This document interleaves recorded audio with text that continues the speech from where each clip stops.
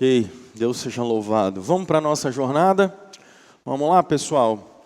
Então, um minuto, vamos recapitular e aí eu continuo com vocês. Bom, nosso estudo chama-se Verdades Essenciais porque ele está embasado em 3 grandes pilares. Primeiro pilar é o pilar da criação, lembram-se? Então, Deus, quando estabeleceu todas as coisas, pelo poder da sua palavra, Deus fez isso, e isso está muito bem relatado em Gênesis, no capítulo 1 e capítulo 2. A grande questão é que acontece algo muito dramático em Gênesis capítulo 3. Lembram? Isso aqui é o fatídico problema do mal. Quando você pergunta assim, nossa, por que criancinha morre? Nossa, por que criancinha fica doente? Nossa, por que a gente sofre tanto? Por que acontece coisa ruim na vida da gente? Por que a gente olha o mundo todo e a gente vê um monte de desgraça? Não funciona, é juiz que tira sentença, é juiz que bota sentença. Por que acontece esse monte de coisa?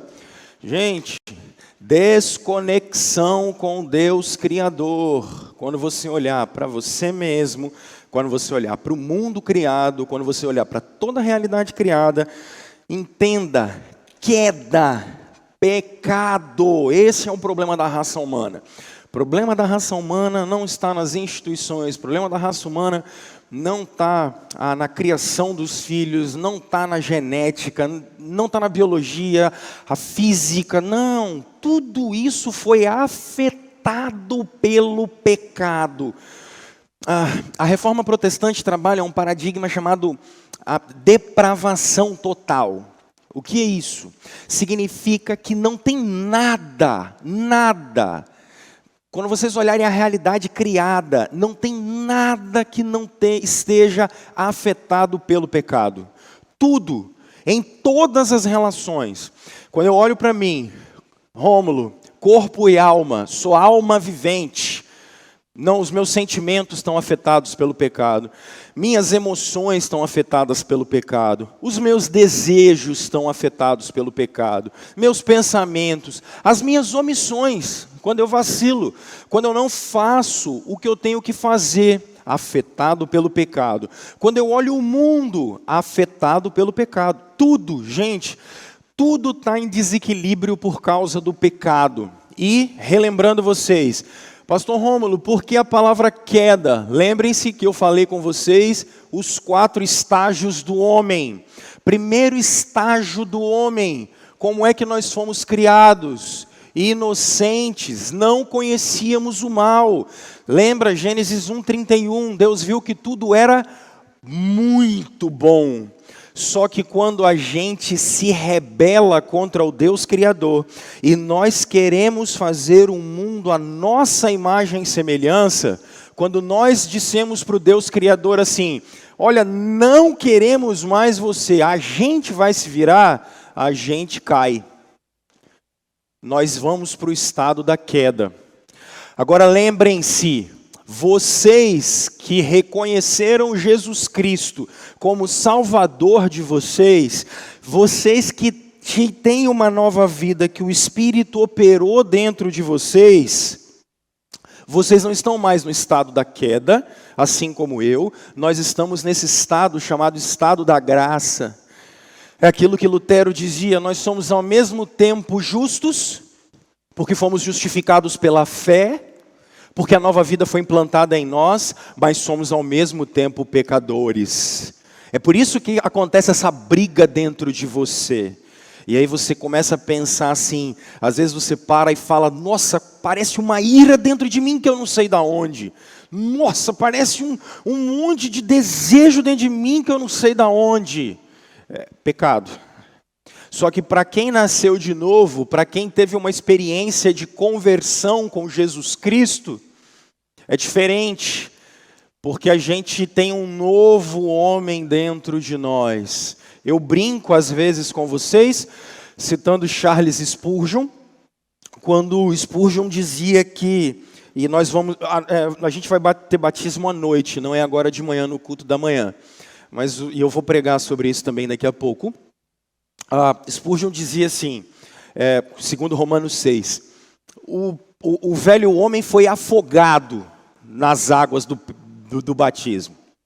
Só que o problema é que esse velho homem que foi afogado, ele sabe nadar demais da conta. Então a gente empurra ele para dentro da água e não adianta, ele nada. É por isso que vocês vivem esses conflitos de mal dentro de vocês.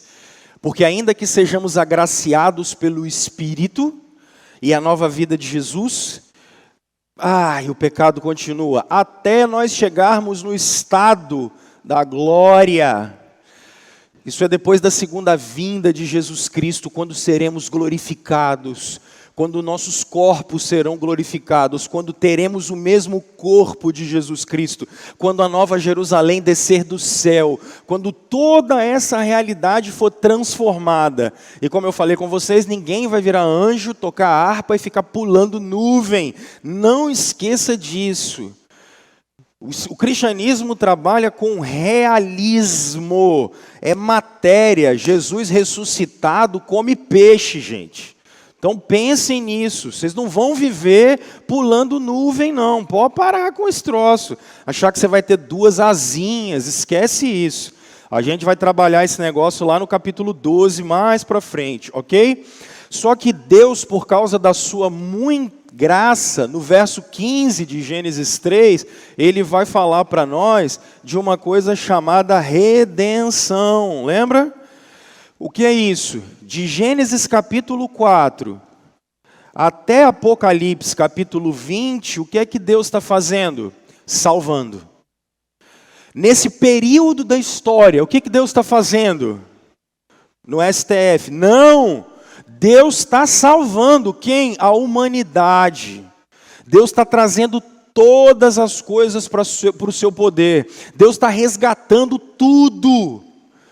E aí a gente vai chegar num clímax. E esse clímax chama-se nova criação. Quando é esse negócio, pastor Rômulo? Apocalipse 21 e 22, lembra? Se Gênesis 1 e 2 começa com...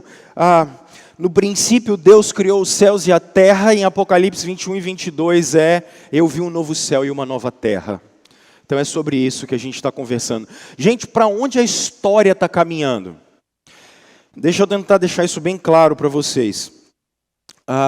Como é que a gente aprende a viver hoje em dia? Cada um faz a sua história, tudo é física quântica, então a gente dentro desse universo aí, a gente vai, escolhe os nossos caminhos e resolve o problema todo. Beleza? Não. A história está caminhando para um final. Ela não é aleatória, ela não é nihilista, ela não é do nada. A história está caminhando para um fim. E qual fim é esse? A volta triunfante de Jesus Cristo. Ele está sentado à direita do Pai, governando todas as coisas. E a história caminha para esse fim. Ok? Então vamos lá. Isso está disponível no YouTube para vocês, tá bom, gente? Aí, nós começamos a conversar o seguinte. Se a gente pegar um foguete aqui agora e começar a subir, troposfera, ionosfera, e vamos parar lá longe, chegamos lá na Lua... E o que a gente vai chegar à conclusão? Cadê Deus? Mas falaram que ele estava no céu. Aonde ele está, meu irmão? A gente chora lá da Lua, não tem ninguém. Chega lá, beleza, vamos em Marte. Cadê Deus? Não está. Então tá bom.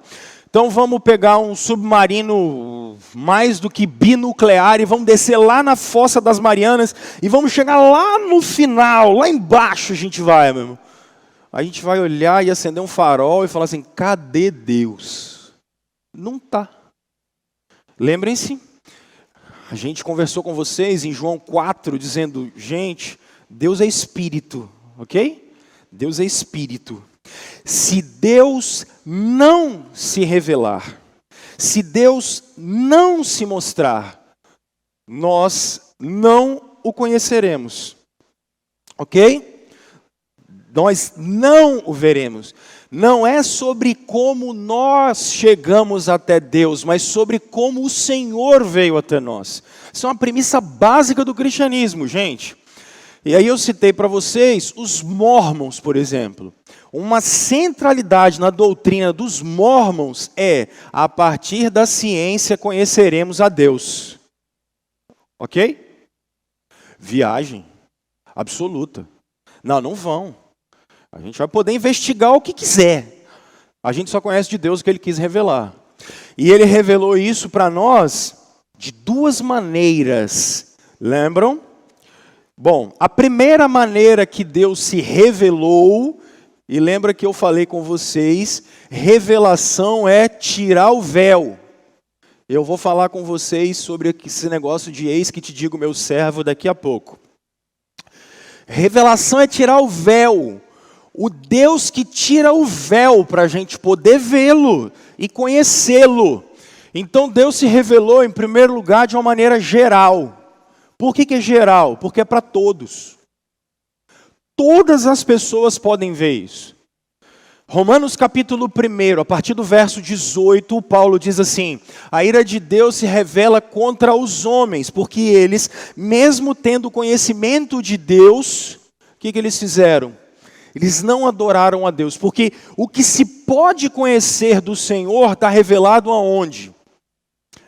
Todos podem ver Deus na criação. Todos podem reconhecer Deus na criação.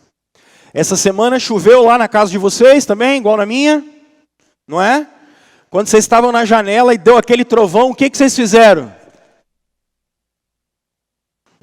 Opa! Não era o Thor. Não era o Thor batendo o martelo dele. É a glória de Deus na criação. É a glória do Senhor na criação, nas coisas criadas. E em todas elas, hoje pela manhã, você acorda e vê um sol bonito, vê a chuva bonita, vê todas as coisas, olha para o lado e vê aquela esposa descabelada bonita, não é? É a criação de Deus.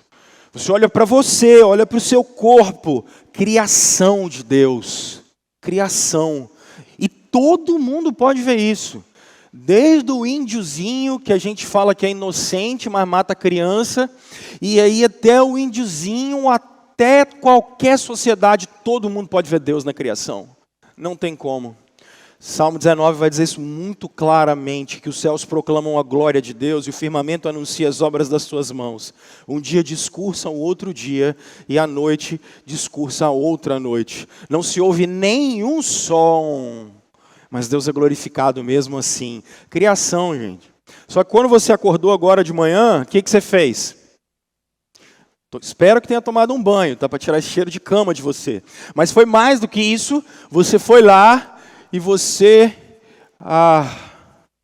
comeu aquele ovo mexido, tomou aquela xícara de café, não foi? Tomou aquele leitinho quente com Toddy. Tem uma galera de 40 anos aí que curte leitinho com Toddy, todinho, não é? Botou uma roupa bonita, passou um perfume cheiroso, não foi? Que é isso? Providência. Deus é Deus provedor. Não foi a máquina industrial que pegou algodão e transformou. Nem sei se isso aqui é algodão. Não entendo, é algodão, Pri? Então, transformou. Nada. Foi a glória de Deus. Deus é Deus provedor. Por que a gente tem carro, tem ordem no trânsito? Por que todo mundo respeita sinal, não respeita sinal? Por que tem um código de lei que a gente lê? Porque Deus é provedor. Provedor da ordem, para não ter caos. Deus é provedor. A mão dele está sobre tudo. Mas mais do que isso, para eu terminar essa partezinha rápida, Deus é um Deus que deixou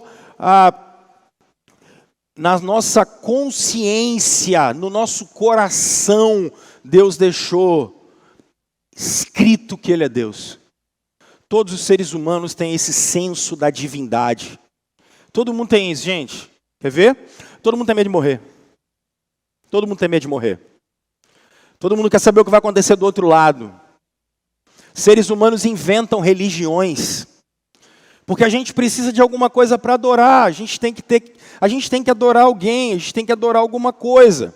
E quando a gente não adora o Deus verdadeiro, a gente inventa alguma coisa. A gente adora ideologia, a gente adora utopia, a gente adora pessoas, a gente adora causas, a gente adora coisas materiais, ou a gente adora outros deuses. Isso é senso da divindade. Isso é semente da religião. Todos os seres humanos têm isso, pessoal. Tudo na gente começa com religião. Tudo nos seres humanos começa com religião. Todo mundo tem esse negócio. Essa é a revelação geral, e o que ela mostra? Ela mostra as perfeições de Deus. Se você gostar de livro de teologia, lá nos livros de teologia vai estar escrito assim, ó, ela mostra os atributos de Deus. Atributos, as qualidades de Deus. É quando você chegar na terceira ponte, aí você olhar lá aquele pôr do sol bonito, para cá, para trás de Cariacica, aquilo ali está mostrando, não é, olha, o fruto do acaso, que lindo, que bonito. Não, está mostrando a glória de um Deus ordenado, de um Deus que ama a ordem, e que aquilo brilha a glória dele. Show? Posso ir? Só rever isso tudo no YouTube que está lá. Agora eu tenho um outro papel para vocês. Por quê? Porque Deus se revelou de uma maneira geral, gente, para todo mundo, ok? Mas Deus tem uma revelação, que é a que a gente vai trabalhar hoje. E aqui começa o meu desafio com vocês. Não sei se eu consigo terminar hoje essa parte, que eu quero que vocês percebam. A gente está no capítulo 1 ainda do Verdades Essenciais. O que eu quero conversar com vocês? Deus se revelou, olha só, quando você olha para você, dá para saber o que Deus quer? Qual é a vontade de Deus? Quando você olha para a gente aqui, qual é o plano de Deus? Qual é a vontade dele? Não dá para saber. Por isso, Deus vai se revelar, pessoal, de uma maneira, a isso aqui você tem que anotar, especial. Pastor Rômulo, revelação especial revelação especial. Tem uma revelação de Deus que é especial. E ela é diferente. Por quê? Porque essa revelação especial, ela tem o propósito de tirar o véu para você também ver os atributos de Deus. Por exemplo, a gente consegue, pensa num exemplo do Adão quando ele é criado. Quando Adão é criado e começa a conversar com Deus, a sabedoria do Senhor é revelada nesse contato. É um atributo, a bondade de Deus. Pega um cara igual Abraão, por exemplo, quando ele vai matar o filho dele, e aí o que Deus fala? Parou, velho. Não, senhor. Pode deixar que o cordeiro eu mesmo vou propor. Atributos, dá para ver, Deus é bom. Mas a gente pode ir mais além. Por quê? Porque tem uma revelação especial que ela faz o seguinte: ela vai corrigir a revelação geral. O que é isso? Como é que eu olho para o mundo? Se eu tenho a Escritura na mão, se eu tenho Jesus, fica muito mais fácil eu olhar para o mundo criado. Aí eu vou ter respostas. Eu vou conseguir compreender. Eu vou deixar isso mais claro daqui a pouco. Mas tem uma outra coisa que ela faz, que a revelação especial faz. Ela mostra para nós os propósitos de Deus. Quando vocês leram a Bíblia, por exemplo, vocês conseguem compreender assim: uau, que Deus! Olha que plano! Olha que plano grandioso! Isso é revelação especial. Ela corrige os nossos olhos para a gente ver o mundo com os olhos de Deus, mas vai mais profundo. Ela mostra o propósito de tudo. Por que que existe o que existe? Por que que a gente vive como e onde a gente está? Então, a primeira coisa, isso aqui é o basicão do basicão. Só isso aí eu já podia ficar 6 meses com vocês. Mas, o que é necessário a gente saber é que essa revelação especial, ela é progressiva. Vamos lá? Vamos entender o que é revelação progressiva? Vamos lá? Peguem as suas Bíblias e vamos dar uma olhada nisso. Revelação progressiva. O que eu quero que vocês observem? Gênesis capítulo 1. Gênesis capítulo 1. Vamos lá. Estão aí com ele? Aberto? Olha o verso 31. Deus viu que tudo o que havia feito e tudo havia ficado muito bom. Ok? Passaram-se tarde e amanhã. Esse foi o 6º dia. Agora no capítulo 2 você vai virar a sua página e você vai perceber que Deus vai pegar um recorte do que ele fez no primeiro capítulo e ele vai fazer um recorte do dia 6. Ok? Porque às vezes o pessoal costuma falar assim, eu já vi um monte de coisa nesses últimos dias. Eu já ouvi que entre Gênesis 1:1 e Gênesis 1:2 já falaram que é a queda de Satanás, já inventaram uma tal de Lilith. Bicho, a internet tem tanta porcaria que você fica doido com aquele negócio, viu? Nada. Quando começou o primeiro dia da criação? Em Gênesis 1:1, pronto, gente. Ah, não, mas tem uma grande explosão. Aí o cara fala que o que matou os dinossauros foi Satanás caindo. Bicho, onde vocês tiraram isso, gente? É uma mentalidade fértil danada. Aí o cara fala que Caim saiu do jardim, sei lá, da presença de Deus. Aí ele encontrou uma tal de Lilith, que inventaram essa mulher. Tá, ela está lá nos livros antigos, das tradições antigas. Mas então eu vou falar que Caim encontrou Thor? Ah não, Caim estava viajando, ele encontrou o Visão. Estava o Visão, o Homem-Aranha, o Superman, o Thor. Aí eles encontraram o Caim e fizeram lá a Liga da Justiça do Antigo Testamento. Pelo amor de Deus, gente, me ajuda. Menos fertilidade. Anota isso aí, pelo amor de Deus. Agora grava, aí você vai botar no espelho do banheiro. Abre aspas. Onde a Bíblia não tem boca, eu não tenho ouvido. Fecha aspas e ponto. Agora bota isso no status. Bota isso no story. Grita da janela com o megafone. Para de gambiarra, uma viagem danada, gente. Que mentalidade fértil, vai escrever filme. Vamos embora. Sobre a Lilith a gente pode conversar depois tomando café e tal, mas pelo amor de Deus, ai, cansaço. Vamos embora, já está difícil entender o que está escrito, ainda mais inventando moda. Verso 7 do capítulo 2. Então o Senhor Deus formou o homem do pó da terra e soprou em suas narinas o fôlego de vida, e o homem se tornou um ser vivente. Joia? Então vamos lá. Então o Senhor fez nascer, perceberam isso? Verso 9. Criou todo o jardim. Show? Bom, agora olhem o verso 16. E o Senhor Deus ordenou ao homem. Percebe essa relação tete a tete, Deus com o homem?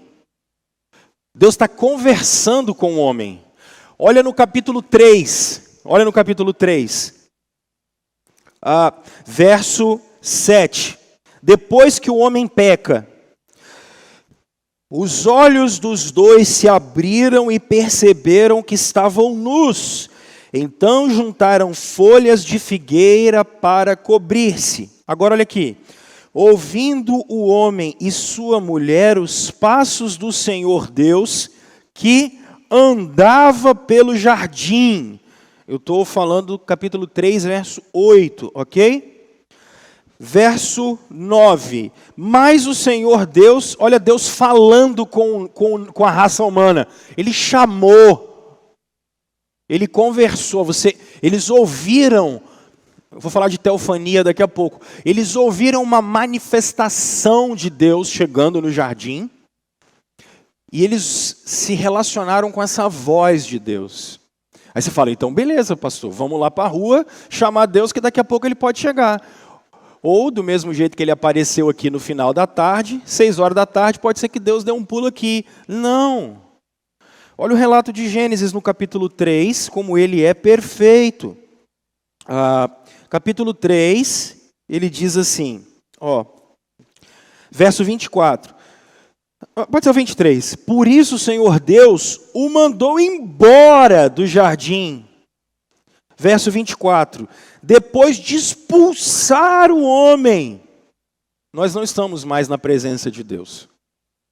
A raça humana não nasce mais na presença de Deus. O homem no sentido natural. Quando eu estou falando nós, estou falando de homens, seres humanos. Eu não estou falando de quem converteu, tá? Isso é para depois. O homem não nasce na presença de Deus. Expulsos. Amaldiçoada é a terra. Ok? Então, esse Deus vai se revelar. Esse Deus vai se manifestar. É disso que eu estou falando. É de uma maneira especial. E isso vai acontecer de maneira progressiva. Vejamos como é que isso acontece de maneira progressiva. Os homens estão expulsos da presença de Deus. Então vamos lá analisar. Eu não tenho nem o objetivo, nem tempo de trabalhar isso durante toda a Bíblia. Então eu vou pegar pontos, especialmente eu vou trabalhar com vocês o livro de Gênesis, ok? Vamos lá. Peguem o capítulo 4, por exemplo.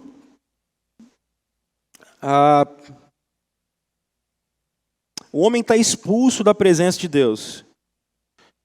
Mas olha o verso 10 do capítulo 4. Disse o Senhor, o que foi que você fez? Escute.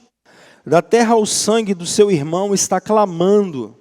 Agora amaldiçoado é você pela terra que abriu a boca para receber da sua mão o sangue do seu irmão. O mesmo homem distante de Deus, me parece que o Senhor se manifesta por vozes com os seres humanos. Olha como você vai perceber isso, por exemplo, no capítulo 6. Olha isso comigo.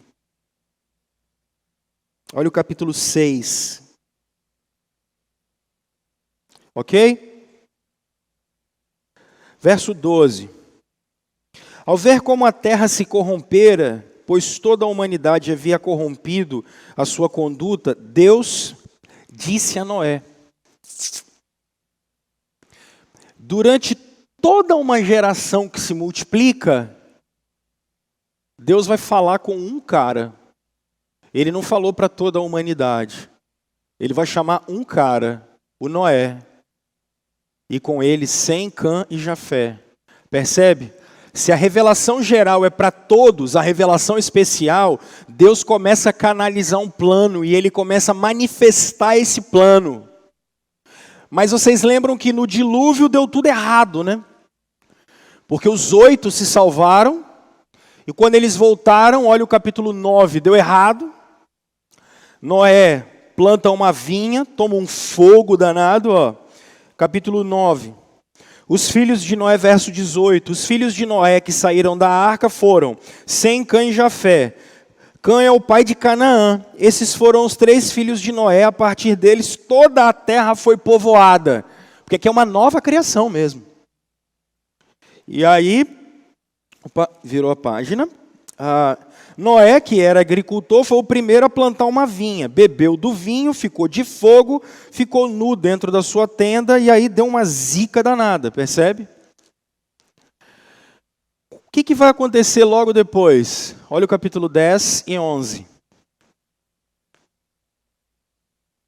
No capítulo 10, você tem 70 nações sendo formadas, ok? Mas dessas 70 nações é muito interessante. Olha o verso 8 e 9. Cush gerou também Nimrod, o primeiro homem poderoso na terra. Ele foi o mais valente dos caçadores e por isso se diz valente como Nimrod. No início do seu reino abrangia qual cidade, pessoal? Babel. Agora olha o capítulo 11. É a Torre de Babel. Babel é a Babilônia. Ela está formada já. Como esse grande espírito opressor, esse grande espírito demoníaco da sensualidade de Jezabel está formado. Percebe? Deus cria, o homem cai. Arruma uma confusão danada o que Deus faz. Manda um dilúvio, o juízo de Deus. Aí beleza, vamos começar de novo com Noé. E aí o que acontece? A gente cria a Babilônia. Quando a gente cria a Babilônia, o que Deus vai fazer agora? Olha o capítulo 12. Isso aqui é muito importante entender. Olha o capítulo 12. Então disse Deus para quem? Para o Abraão. O que é que Deus diz para o Abraão? Sai da sua terra, do meio dos seus parentes e vai para uma terra que eu estou te mandando ir. Beleza? Acorda aí porque isso aqui é muito importante. Quantas nações foram formadas em Gênesis capítulo 10? 70.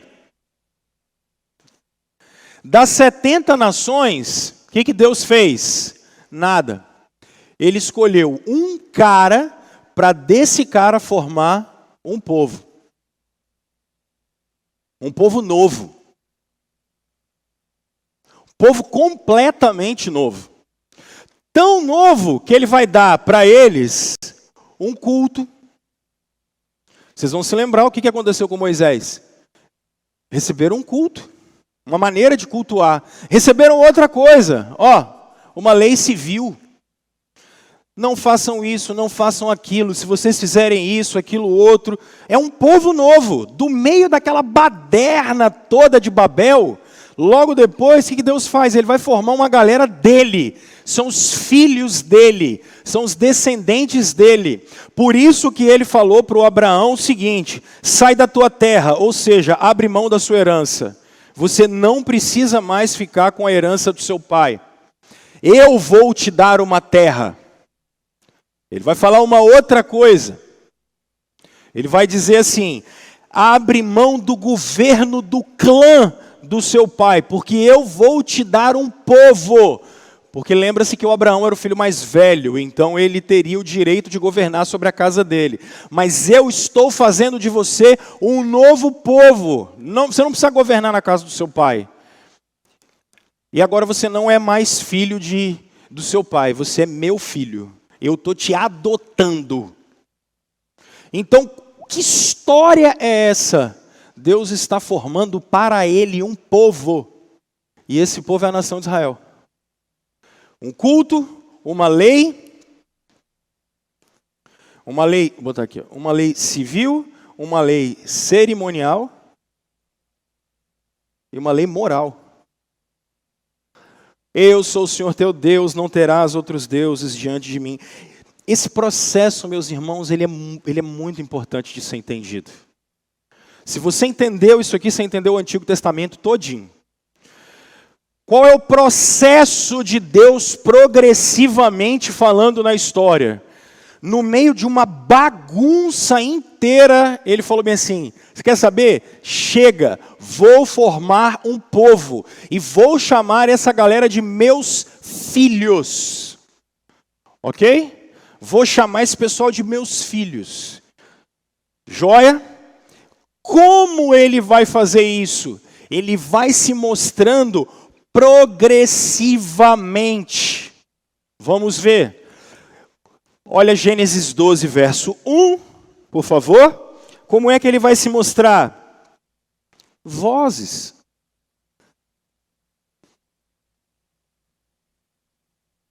Vozes. Deus disse. Deus disse. Mas ele disse mais, olha, vamos observar algo muito legal. Eu poderia trabalhar o Antigo Testamento todo, mas eu ia ter que ficar 6 meses aqui falando de prolegômena com vocês e eu não tenho tempo. Doutrina da revelação. Eu não tenho tempo para isso. Mas olha só, voz, Deus disse, vai. Mas percebam o seguinte, vamos para o capítulo 17. Acho que o capítulo 17 é legal. Capítulo 17. Pula, vai para o 19. 17 vai me demorar muito. Vamos para o 19.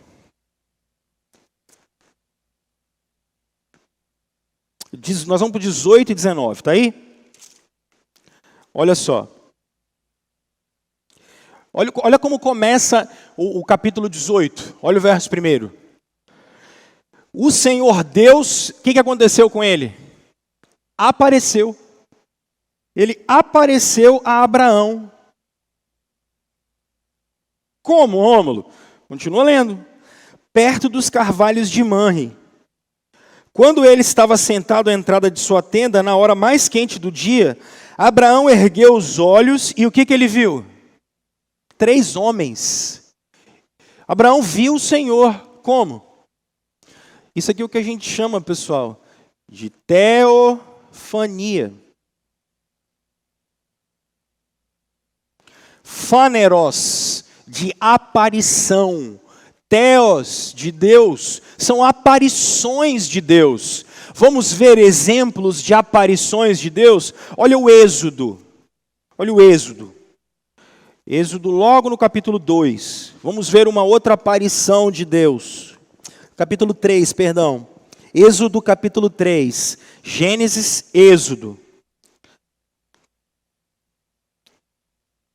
Gênesis e Êxodo. Vamos lá, verso 1. Moisés pastoreava o rebanho do seu sogro Jetro, que era sacerdote de Midian. Um dia levou o rebanho para o outro lado do deserto e chegou a Horebe, o monte de Deus. Olha lá, ali o anjo do Senhor lhe apareceu aonde? Aonde? Numa chama de fogo. É uma aparição de Deus. É uma revelação de Deus. Deus apareceu em formato que dava para perceber. Vocês querem ver uma outra teofania? Quem é que guiava Israel no deserto?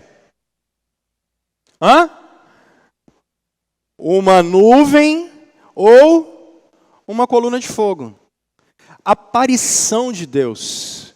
Aparição, ele sempre foi se mostrando gradativamente. Gradativamente. Vozes. Agora, vamos perceber um outro cara? Vamos para José, lá em Gênesis, só para vocês entenderem do que eu quero dizer. Vamos para José, no capítulo 37.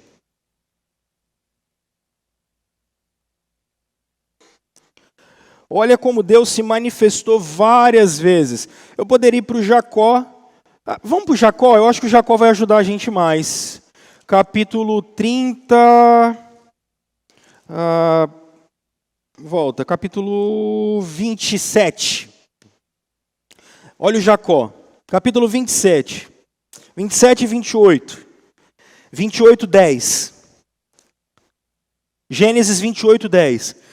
Jacó partiu de Berseba e foi para Harã. Chegando a determinado lugar, parou para pernoitar. Verso 11. Porque o sol já se havia posto. Tomando uma das pedras dali, usou-a como travesseiro e deitou-se. E o que Jacó teve? Um sonho. E nesse sonho, o que ele viu? Uma grande escada, ele viu anjos que subiam e desciam. Sonho, gente. Deus se manifestou muito por sonhos. A gente podia olhar o José, que teve vários sonhos. E isso ia demonstrando o plano de Deus. Sonhos.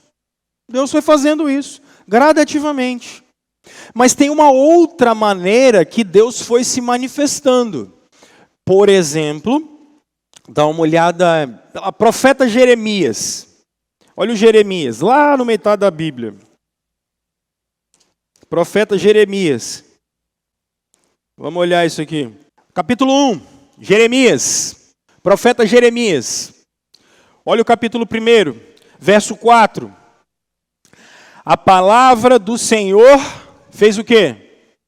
Veio a mim. A palavra aqui é a palavra